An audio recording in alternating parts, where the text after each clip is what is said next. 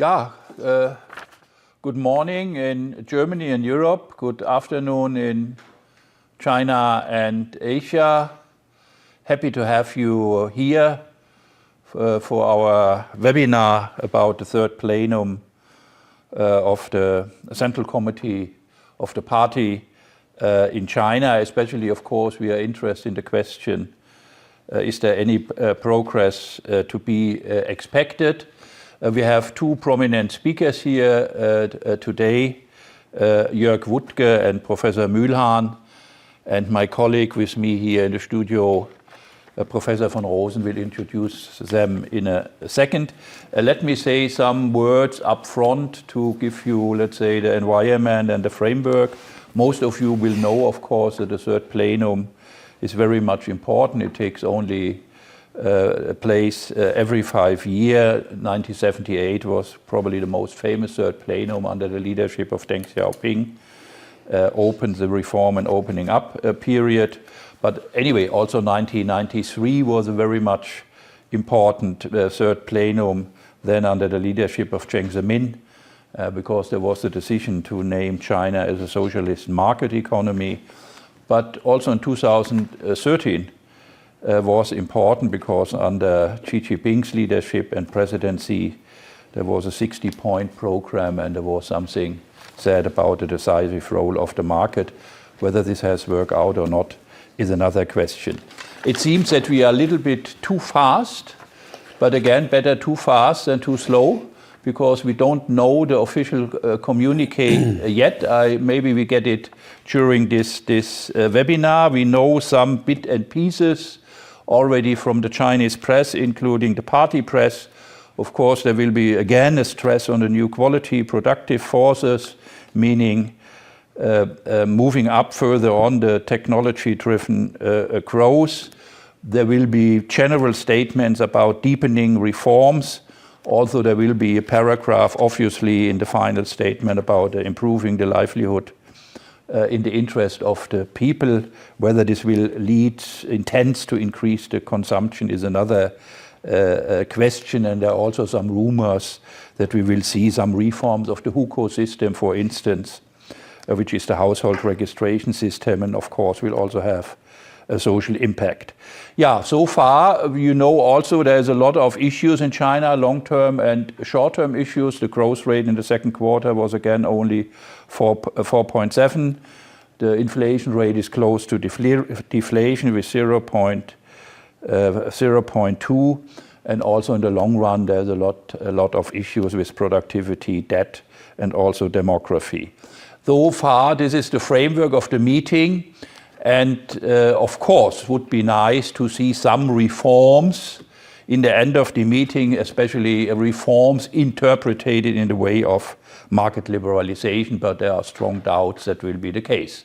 Having said that, I hand over to Rüdiger von Rosen, and he will introduce our first speaker, Jörg Wuttke. Rüdiger. Warm welcome from my side as well. Being too fast, as Horst Löschel says, is not only good for our seminars, but it's always good for the Olympics, the upcoming Olympics, and you can be the winner in this respect. Both our keynote speakers are old friends of our Sino-German-Center, and I'm very glad that we have Jörg Wuttke and Professor Mühlhahn. Jörg Wuttke moves into a new career step. He will be partner very soon of Denton's Global Advisors group and will play an even more interesting role in world policy than he had the last 25 years roughly in China, but there he played a very prominent role in the European Chamber of Commerce, in the German Chamber of Commerce for many years, and he worked as the country head of BASF in Beijing for more than 25 years. Jörg Wuttke, the floor is yours, and we were very much interested what China is practically able to tell the world in terms of reforms. And it's quite interesting to know whether the Chinese leadership is already willing to change something in this country. So we will listen to you carefully. Right. Thank you so much. It's afternoon in Beijing, and we haven't indeed received any indication what the third plenum is all about. I'm on my way out after actually 35 years in China, leaving the country. So I don't represent my present company anymore, but I'm also not representing my new employer, Denton Global Advisory. So I'm at liberty to be quoted as emeritus of the president of the European Chamber. So what to expect? I would say third plenum, much wind, little rain. It's going to be lofty statements. It's going to be, again, an outline of what the party wants the country to hear. The problem that we have increasingly is, will it be implemented? Will it be meaningful reform of the Chinese economy? Or will it be reformatting the economy? Let's see where we end up there. But again, much wind and little rain. We see here a very challenging economic environment. And that leads me to a statement a sitting vice minister gave me in February when we asked him, why is there no third plenum? Particularly not last year. It's normally happening in November of a year of NPC. And he said, well, the third plenum will take place when the economy is more in trouble. And again, keep in mind, he said that in February, he felt like the economy is actually doing fine. So as now the third plenum took place, of course, it dawned on me is that maybe really we have a more troublesome situation in the economy now, and that's why third plenum is coming out. And you saw the data set, the real estate sector is still in the doldrums. We have massive overcapacity of apartments everywhere. We are down at sales of new apartments and then also start of construction, more than 50%. China now builds as many apartments and houses as they did 2013. We have seen more rumblings in the countryside. Very interesting Scott Rozell's paper from Stanford that just was rehashed by CSIS in DC about the complete shift in opinion in the countryside of people. So also the countryside is not very happy right now. And that seems to be also the consensus here living in Beijing still, that entrepreneurs are holding back their investment and even putting more money outside China, not here anymore. So what has changed? Well, many things have changed. China has been picking the long-hanging fruits over the last 30 years. We possibly have all misjudged the economic comeback story that we normally experience in this country, that China, after a crisis, be it the Asian financial crisis in 97, be it 2008, 2009, China bounces back. China did not bounce back after it opened up after the COVID tragedy in December 2022, January 2023. It has been more or less flat, going flat over a period of time. So in a way, this plenum would be very, very important in order to change the perception on the Chinese economy and also to change basically the mood among entrepreneurs in particular. I come to that in a second. So again, as Professor Löchel said, we are not in 1978, this very famous game changer of Deng Xiaoping. We are certainly also not in the year 2013 when Xi Jinping took over and the third plenum had actually quite some promising features in there. The so-called 60 decisions was out there. But already in 2013, when this paper came out, it was a bit of a light version of a wonderful study done by State Council Development Reform Commission and the World Bank that came out in April 2012, so before Xi Jinping got into office. Which actually really was very critical on SOEs, which really was a refreshing paper. So third plenum 2013 was already light and the implementation was light as well. We have seen some progress, but still the emphasis, contrary to these papers about 10, 11 years ago, is state-owned enterprises.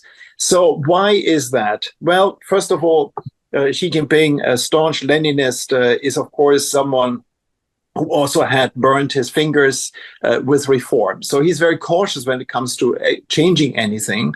When did this happen? Well, he might have been convinced by Liuhe in 2013 to go after the SOEs. He opened up more or less the capital markets. He was emphasizing the importance of stock exchange. In 2014, the assumption in the leadership here was if the stock market goes up, people feel better, they spend more, and things are great. Hence, it went from 3,000 in Shanghai to 5,000, and then everything that goes up goes down again. We actually had a crash in August 2014 of the stock market, and it ended up a little bit above 2,000. So in a way, that was, first of all, his first experience with actually loosening up the controls. And the second came shortly after when they opened the capital accounts a bit, and $1 trillion left over a period of 18 months, the country, to the point that at that time, State Administration Foreign Exchange head Pan Gongshang, who is now central bank boss, said to me in December 2016, after the central bank and his organization stiffened the export control of capital. He said, what shall I do? The Chinese entrepreneurs have bought 150 soccer clubs.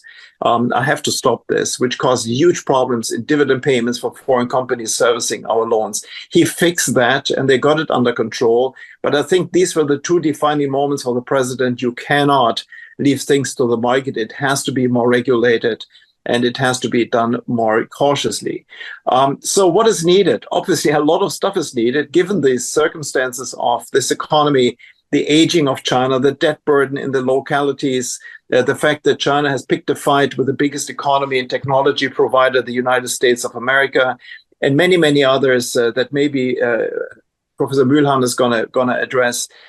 We need definitely a fiscal reform. It's too much on investment, less on consumption. We have to definitely work on a better financial solution for central-local. Local governments stand for 80% of expenditures, but they can only keep 50% of the tax revenues that they generate. They relied in the past a lot on land use selling land to developers. That has basically come to a full stop, given that nobody wants to build new apartments anymore.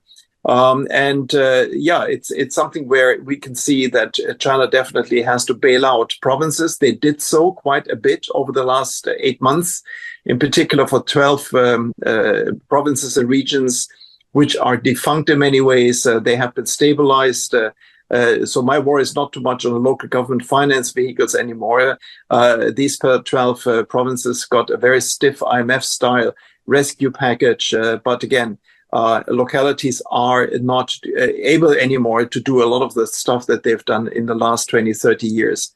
Of course, we need a better, easier credit for private-owned enterprises. They are disadvantaged towards the state-owned enterprises, something similar that we as foreign business experience over here. And again, what you see in the kind of noise level around this third plenum here in Beijing is they talk a lot about unified market.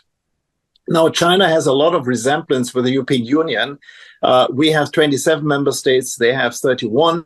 And indeed, local protectionism is something underreported in foreign media. We have incredible protectionism in many forms and shapes, particularly in the commodity industry. And that is, of course, now aggravated by a massive overcapacity in virtually everything that leads local governments telling their companies, if you want to buy aluminum and steel and chemicals, you do that first and foremost in your own province. And local protectionism also in the sense that companies are being kept alive, even though they're actually needed for a bankruptcy. We have 150,000 local SOEs, and hence we have overcapacity in the car industry. You're aware of that, 140 car brands. So in a way, that will be tackled. Hukou, of course, we need a unified labor market, but that is very expensive. Every hukou costs a local mayor 100,000 RMB to provide the services that come with a hukou, staying right in a city. Then we have to have a unified power grid. Electricity is very much localized. We have only 20% of energy going over provincial borders, only 20%. And with this incredible increase of renewables, wind and solar, the grid is absolutely in a position where they can't cope with that. There has to be more provincial network going on. Let's see what comes out of there. And then, of course, us foreign business, there will be warm words for sure. It will be opening up and we will get better. Maybe the negative list will be shorter. But again, this flies in the face of self-reliance and the dual circulation, which we experience. My successor in the European Chamber, Jens Esklund, had to disclose 1,056 issues last year, September. Myself, last one was 960, so it actually got worse. And let's see what they do in September this year. They're working on the new version of that one. Last point, I guess land reform will also be discussed, or it has to be discussed, given the land right transfer in the countryside in order to give farmers a bit of more income. So all in all, again, much wind, little rain. It will be about stability and security. And with that, I end here. Thank you. This was the inside view. Of course, you mentioned 1978. This was my first visit to China in 78, and quite astonishing. I was, as a youngster, able to accompany Foreign Minister Genscher to his China trip. Perhaps this was a starting point as well, at least for the foundations of the Sino-German-Center. Professor Mühlhahn, you are giving perhaps the outsider view, not living in Beijing, as Jörg Wuttke. Professor Mühlhahn serves as president of Zeppelin University in one of the finest areas of Germany at the Bodensee, as you know. He was for a long time professor and vice president of the Free University in Berlin. He is member of the steering committee of Sino-German-Center, and we are very much looking forward to your remarks. Professor Mühlhahn, it's yours. Thank you very much. I'm happy to be here, and I always enjoy events with Jörg Wuttke, because I do also recognize that Jörg is so close to the events in Beijing, so that's really useful. So what I would like to do is give sort of, fill in the blanks regarding to perhaps some context that can be useful when we talk about the third plenum. And let me start with a very general point, because I think that is actually a very important plenum. I do agree with Jörg that we will most likely be disappointed in not getting the answers that one would need. But China is in a very crucial moment, I think, in its development. And I think from what we can read and hear from Beijing, it's also relatively clear that people actually recognize this. And there are growing doubts whether or not this model, let's call it sometimes it was called the Beijing consensus earlier. Now in China, they talk about the modernization China style, or with China's characteristics. But it is very clear that this model is under pressure. And it's not only China that is under pressure, of course, but I think we see the political systems worldwide under pressure. And that makes this moment in our time so precarious. If you look at the United States, or just look at the elections in France and so on, you see enormous shifts. You see a growing instability. You see growing political and social divides. And China is no exception to this. Similar, these things in China are happening. There is a growing divide. There is a growing also loss of confidence in the government, because people in that sense are very similar to people in the West. They think that they have not been participated, have not benefited from the development the way they should be. In China especially, there is a clear sense that people work hard, work very long hours, but in the end, the share that they get from their labor has been not enough, or probably even diminishing. And while it's true that China has lifted hundreds of millions of people out of poverty, it's also true that not everybody benefited or participated in this development evenly. And above all, I think there is a sense that in the last few years, which is, of course, we can also, there's some evidence for it, that in the last few years, the development had slowed down and people have not been able actually to really improve their economic or social condition. And that, I think you hear that from China from very many quarters. So to come back, we have a problem here. China is under pressure, as are under political, as are the other social systems, societies. And the question for all of us, whether it's in Europe or the United States or China, is will the systems be able, will those who lead in leadership positions, will the parties be able to find the right answers? And I have doubts when it comes to China, but to be honest, I have also the same doubts when it comes to Europe or the United States. So that was my first point. And I would like to make a second point, the third plenum. And this has always been said, much has said about 78. I won't repeat that. But I would, as an historian, like to go back even a little bit further so that we do understand the role of these plenums. Because the Chinese Communist Party has always been a huge organization. I think it's now almost close to 100 million members. So this huge organization has always been a challenge to make it into, the idea was also, the theory was that the party is like a transmission that it does actually, produce ideas, produce political lines, produce concepts that are then transmitted to the population. It's always been an enormous challenge to have this huge machinery working. So when the party, when the Central Committee meets once a year, apart from the party congresses, most of the meetings deal with personal problems, because this is also a party of very ambitious people. People enter the party because they have ambitions, because they want to achieve something.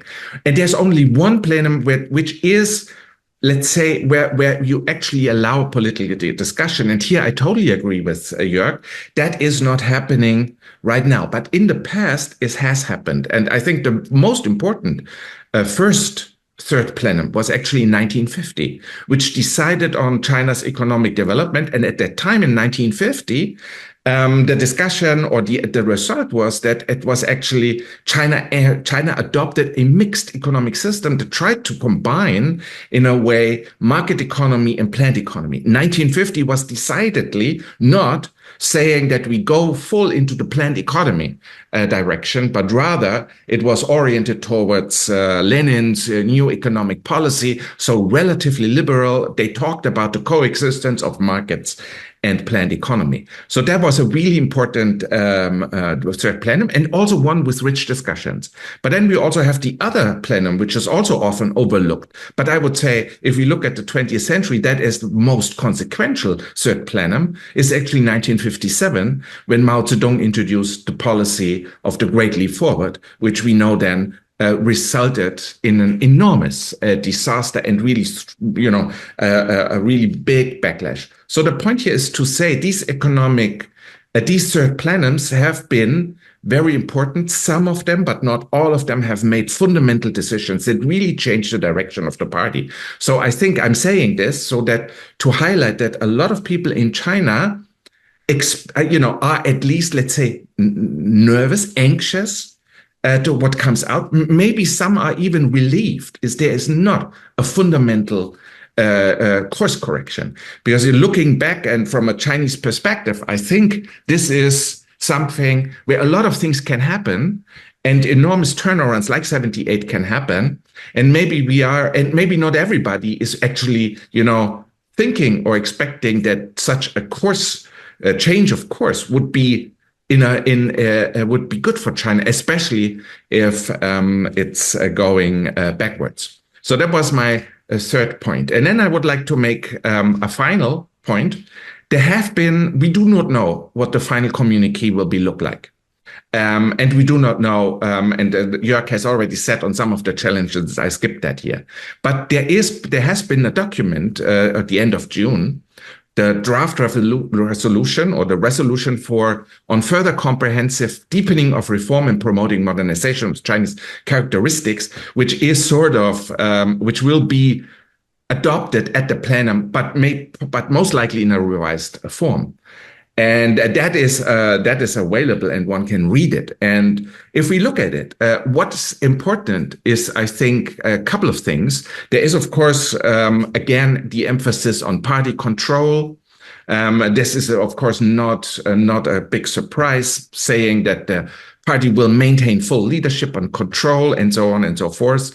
There is, they speak of timely adjustments, which will be made to address current economic challenges. So there will be some things coming that Jörg has already said. But then there are two things that I want to highlight. First of all, theoretical innovations.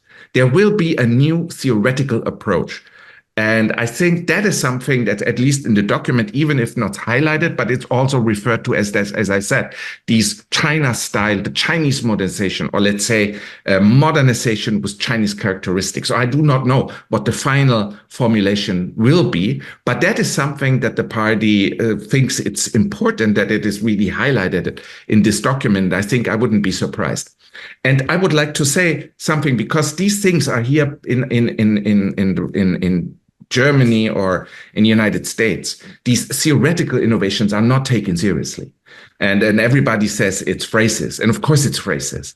But it's nonetheless extremely important for the Chinese system. We can say the Chinese system needs an overarching concept that gives sort of a de facto legitimization, right? This is a system, nobody has been voted into power. The rule of the Chinese Communist Party is the result of victory in a civil war. But these concepts are important. They need to explain what the party is for and why it's good, and how in our day, and that's why I think we see the emphasis on Chinese characteristics, why in this time China needs to distinguish itself also from other political systems. So I think we see here that they feel under pressure to come up with good answers, because they sort of see that some of the fundaments or pillars of the development of the Chinese Communist Party, or the rule of the Chinese Communist Party, have become under pressure. And second point in this document is that they speak about people-centric measures. And in Chinese, it's called Yiren Wei Ben. So it means the people are the basis. That's actually what it's called. Ben is basis. It's the root. So the people are the root. And I think that is something that is highlighted. And I think it's a reflection that there is public demand that for certain groups like migrant workers, childcare, social security, pension system, healthcare, and so on and so forth, needs to be improvement. So this is also something that we see that the party recognizes this. And this is called a TIFA. It's a slogan, because in many ways, these slogans are really important. And there's been a very interesting paper that calls the Chinese political system is one where we have slogan politics. So the slogans are of extreme importance. So I come to a very, very quick conclusion. So it's clear this is a crucial moment. I think nobody expects really big things. I think people in China are extremely anxious. But what is also clear is that the lack of policy debate, the lack also of a broad political discussion is an enormous impediment, because Chinese economy can no longer simply be seen as an economic matter on economic policy, but it is connected to foreign policy, the changes in the world that may produce enormous problems or obstacles for China. It's also has something to do with shifts within China, social shifts, also people getting disappointed. And so I think what is lacking is an answer that actually, what is lacking is an answer or a concept that sees all these things together. So Chinese policy is very contradictory at the moment. You know, if you do, like in terms of Ukraine or other conflicts and crises, China is pursuing a policy that actually, puts a lot of other countries off, or puts it in a very difficult and tense relationship with China. And so it seems that there are many bits and pieces, but they don't come together to a concept. Thank you.